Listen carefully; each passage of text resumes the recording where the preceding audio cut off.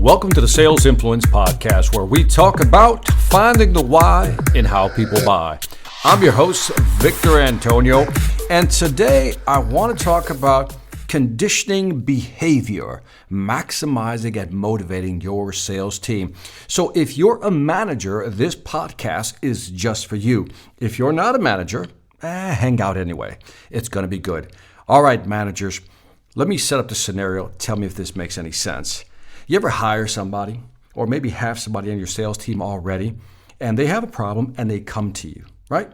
And you solve the problem for them and you send them on their merry way.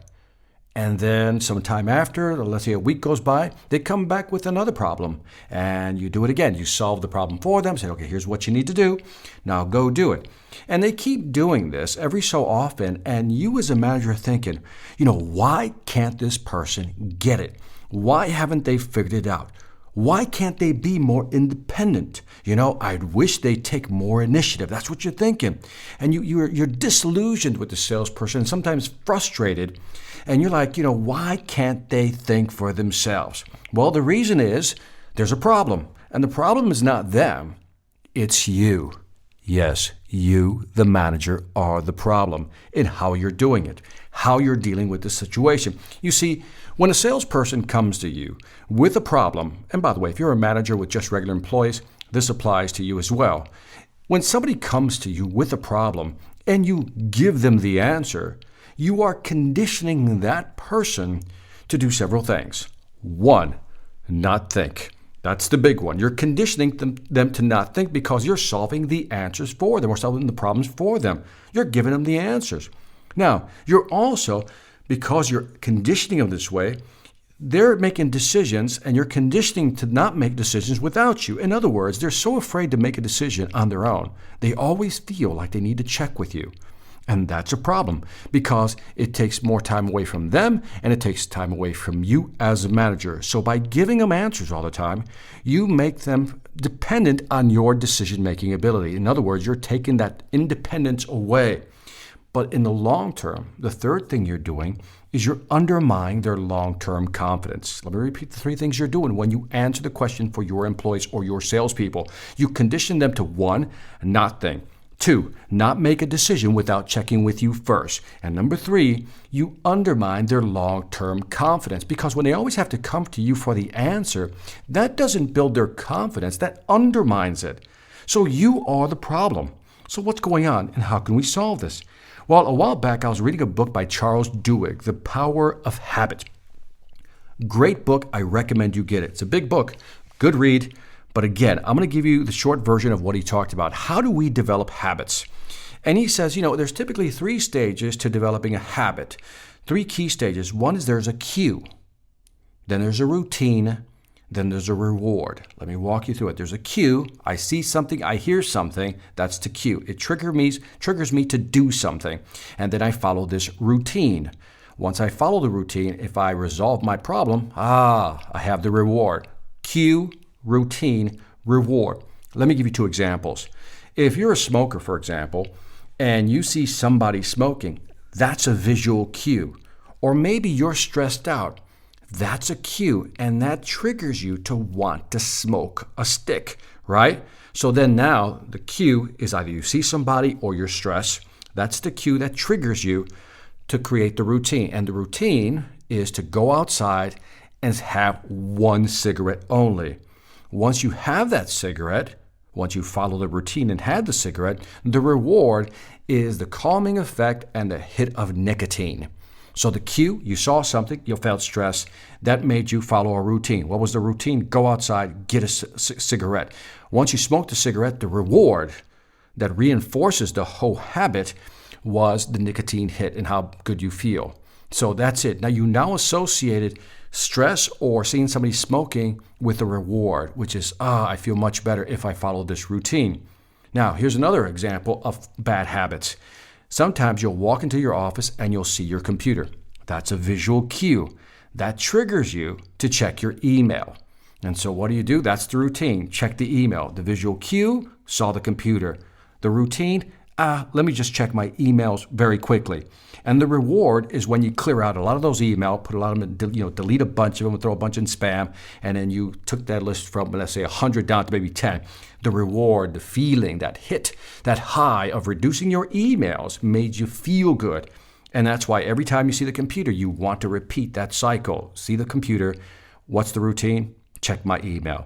What's the reward? Eliminate that. Now, let's talk about your employees. Let's get back to the basic point. Your employee has a problem. That's their cue. They've encountered something that they cannot solve. The routine is to walk to your office to get an answer. The reward is the actual answer. So in other words, the cue is every time they saw a problem, they go, let me go talk to my boss. So the routine is then to walk once I've gotten the cue is the problem. The routine then is to walk over to your office, and then when you give me the answer, if I'm that employee or salesperson, I feel so much better because you gave me that reward. And that reinforces that behavior that every time I have a problem, I'm going to walk over to my boss. He's going to give me the reward, which is the answer I want. And you've just reinforced that conditioning behavior, which is why they keep coming back. Now, Charles Duhigg in his book had an interesting way of breaking this bad habit cycle. And that is to change the routine. The cues are always going to be there, right? The smoker will always see somebody smoking. Will sometimes feel stressed. You can't get rid of that. The computer will always be there. You can't hide it. You can't put like a black cloak over it, so you have to see it. So the cue will always be there, right? The salesperson will always have a problem. So that's the cue. You can't change the cues. These are environmental stimuluses that we get from our environment that says, hey, something's happening.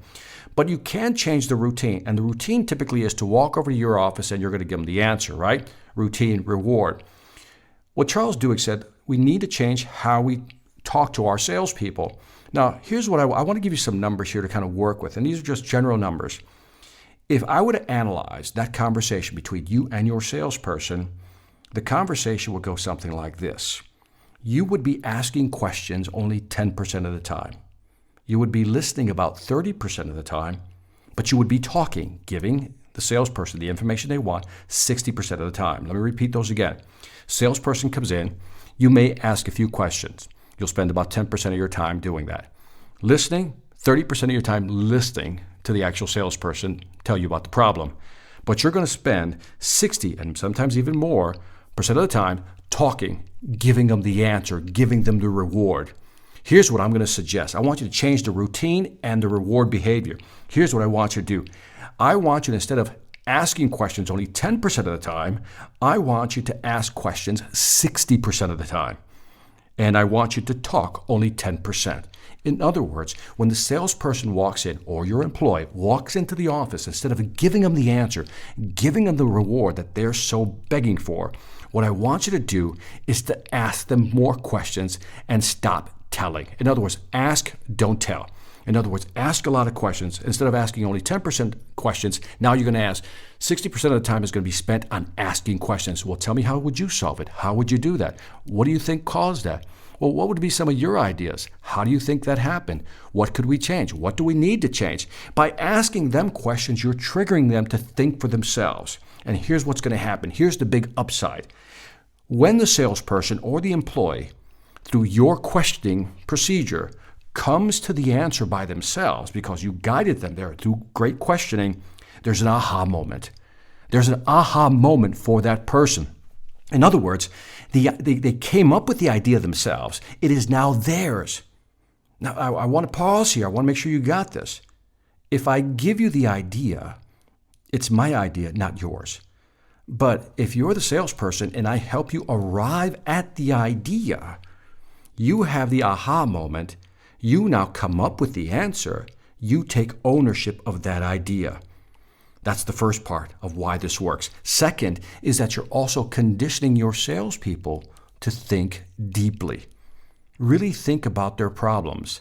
Because if you do this often enough where you're only asking questions, next time the salesperson has a problem, they're going to go, well, if I go see Victor, he's just going to ask me 100 questions, and I know what the 100 questions are going to be. So they're going to say, let me just ask them to myself. And they're going to learn to solve the problems on their own.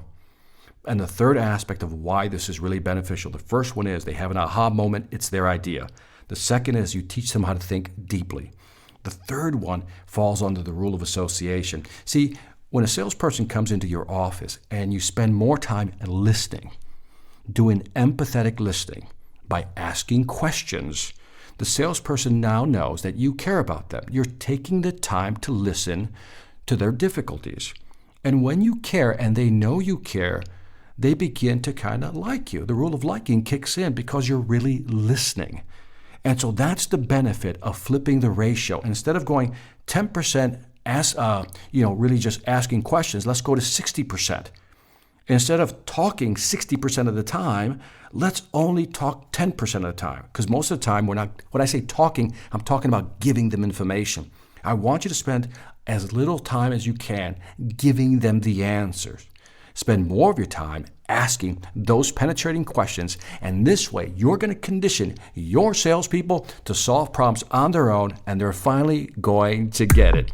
This is Victor Antonio reminding you to do several things. One, if you're listening to this on iTunes or Stitcher or wherever, please leave a review. And if you have some comments, please, I'd love to hear some feedback on what you think of these topics. Number two, don't forget to check out my website, seminarsonselling.com. I have some great sales training programs to help you and your sales team grow your business. And last but not least, I want to thank you for listening. This is Victor Antonio, always reminding you, selling ain't hard when you know how.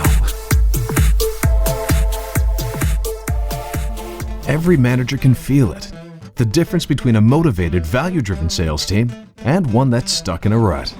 CEOs know the difference too. They can see it clearly in the profit and loss columns. The question is, how do you get your team to this elite level? Is there something extra you can do to break through the remaining resistance and equip them with the right mindset to grow your business? Yes, there is. But you're not going to do it with one of those cheesy inspirational speakers or some self-proclaimed guru. What you need is someone with a real business track record to deliver key insights in a captivating way, to give your team the right tools for selling in today's tough marketplace. Enter Victor Antonio, experienced executive, innovative thinker, compelling speaker. He's ready to deliver the message you need your people to hear. Not with a canned speech, but a customized, dynamic keynote designed to deliver results. Bring Victor Antonio to your next event before the competition does. Go to www.victorantonio.com for more information.